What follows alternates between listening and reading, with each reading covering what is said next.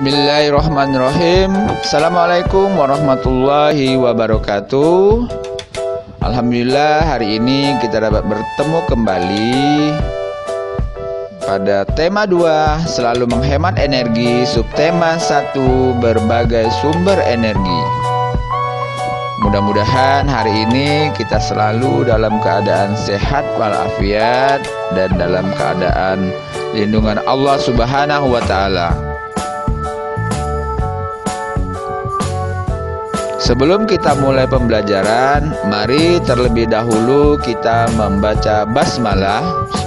Bismillahirrahmanirrahim. Doa mau belajar. Rabbi zidni ilma warzuqni fahma birahmatika ya arhamar rahimin.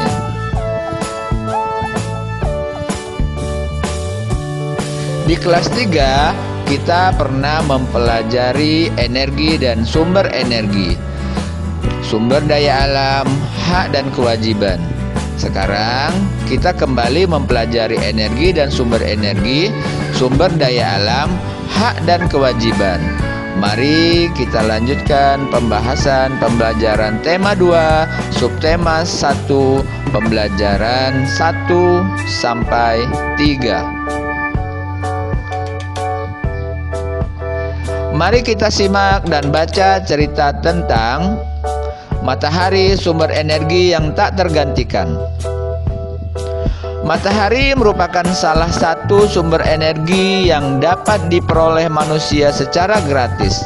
Matahari mampu menghasilkan 2 energi sekaligus, yaitu energi panas dan cahaya.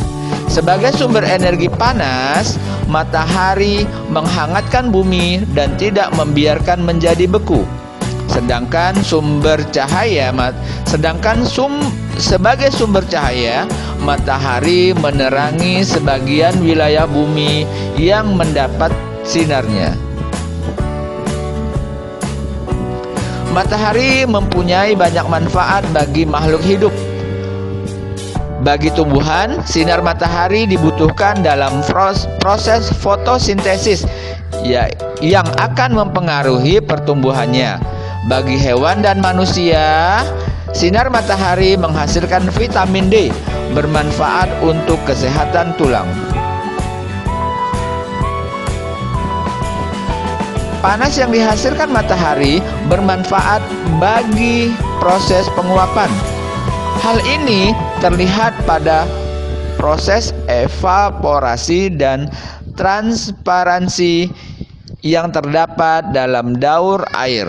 Selain itu, panas matahari dapat dimanfaatkan untuk kegiatan manusia seperti menjemur pakaian, menjemur ikan, pembuatan garam. Matahari juga menghasilkan salah satu energi alternatif pengganti bahan bakar minyak atau BBM. Panas dari energi matahari akan diubah menjadi energi listrik oleh panel surya. Teknologi ini dikembangkan karena jumlah bahan bakar minyak yang semakin habis.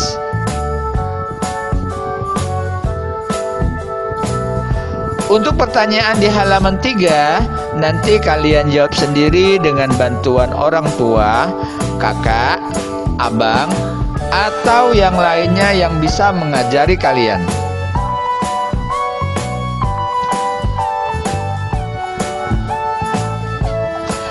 Apa yang dimaksud dengan sumber energi? Sumber energi adalah segala sesuatu yang menghasilkan energi.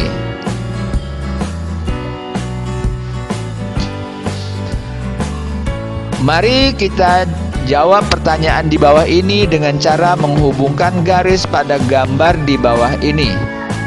Minyak bumi, sumber energi kimia. Baterai, sumber energi kimia. Air, sumber energi gerak. Makanan, sumber energi kimia. Batu bara, sumber energi panas. Angin, sumber energi gerak. Kita sudah mengetahui apa itu sumber energi. Nah, sekarang mari kita cari tahu apakah yang dimaksud dengan energi. Energi adalah kemampuan untuk melakukan kerja. Energi dihasilkan dari sumber energi. Dari manakah asal sumber energi? Sumber energi berasal dari bahan makanan, bahan bakar fosil, ataupun sumber daya alam seperti matahari, air, dan angin.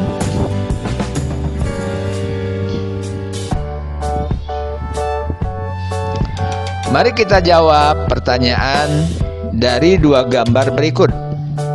Dari gambar pertama, apakah kalian dapat memanfaatkan airnya? Ya. Mengapa? Karena airnya masih bersih dan belum tercemar. Usaha apa yang harus kalian lakukan supaya selalu dapat memanfaatkan air dari sungai tersebut?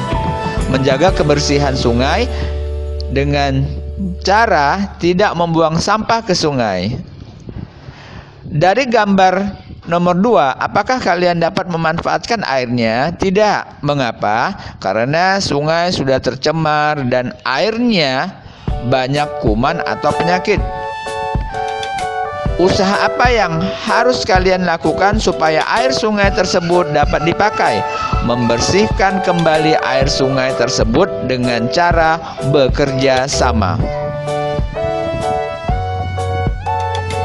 Apa yang dimaksud dengan sumber daya alam?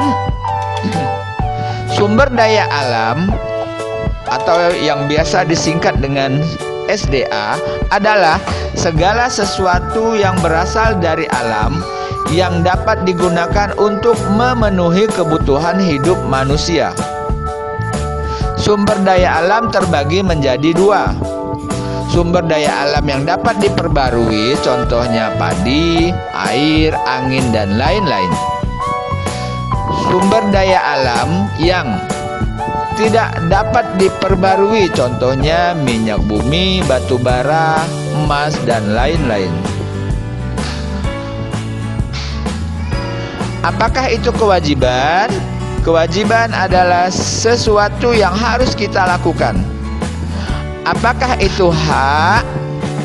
Hak adalah sesuatu yang harus kita terima. Hak akan kita terima setelah kita melaksanakan kewajiban. Selain matahari, air, dan angin merupakan sumber energi yang dapat diperbarui. Angin adalah udara yang bergerak. Angin dapat membantu mempercepat kapal layar. Selain itu, angin juga dapat dimanfaatkan untuk sumber listrik. Air digunakan manusia untuk keperluan sehari-hari, misalnya minum, mandi, dan mencuci. Selain itu, air juga dimanfaatkan untuk menggerakkan kapal di lautan dan sebagai pembangkit listrik. Nah, kayu manfaatnya adalah untuk memasak, membuat pintu, dan lain-lain. Batu manfaatnya untuk jalan, bangunan, dan lain-lain. Batu bara manfaatnya adalah untuk membangkit listrik, bahan bakar kereta api. Pohon kelapa manfaatnya adalah untuk kesehatan jantung, meningkatkan daya tahan tubuh, membantu fungsi otak, dan juga banyak manfaat lainnya dari pohon kelapa. Daging sapi manfaatnya adalah daging dan susunya untuk dikonsumsi, tenaganya digunakan untuk membajak sawah dan alat transportasi.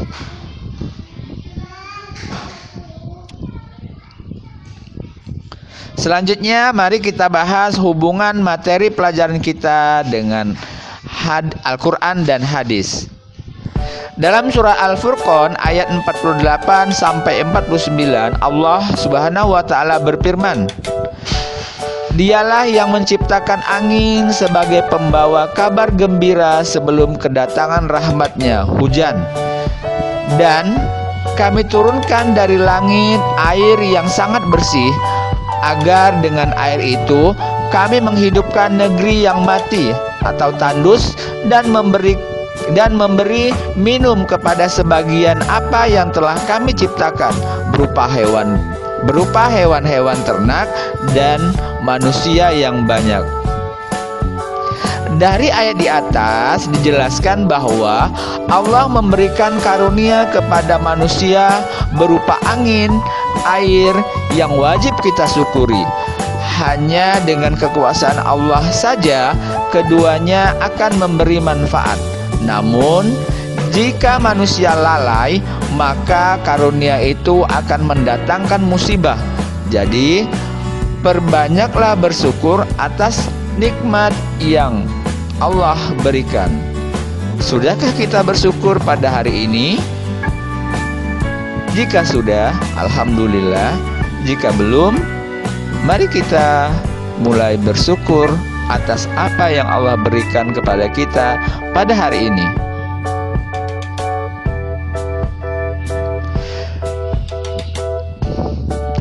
Pada surah Nuh ayat 15-16 Allah berfirman, "Tidakkah kamu memperhatikan bagaimana Allah menciptakan 7 langit berlapis-lapis?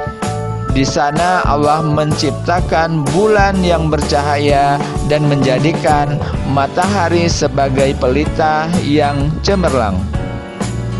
Dari ayat ini menunjukkan bagaimana perbedaan sinar yang dihasilkan bulan dan matahari. Bulan tidak mempunyai sinar sendiri. Bulan hanya memantulkan sinarnya ke bumi. Berbeda dengan matahari yang memiliki cahaya dan panas yang dapat menyinari alam semesta. Dari Imam Bukhari dan Muslim meriwayatkan bahwa Rasulullah Shallallahu Alaihi Wasallam mandi dengan menggunakan air sebanyak 1 syak hingga 5 mud. Sedangkan pada saat wudhu, Rasulullah menghabiskan air sebanyak 1 mud. Jika dibandingkan, 1 mud sama dengan 3/4 liter air. Sikap Rasulullah menggambarkan bagaimana Rasulullah bersikap bijaksana dalam menggunakan air. Yuk kita contoh Rasulullah dalam berwudu dan menghemat air.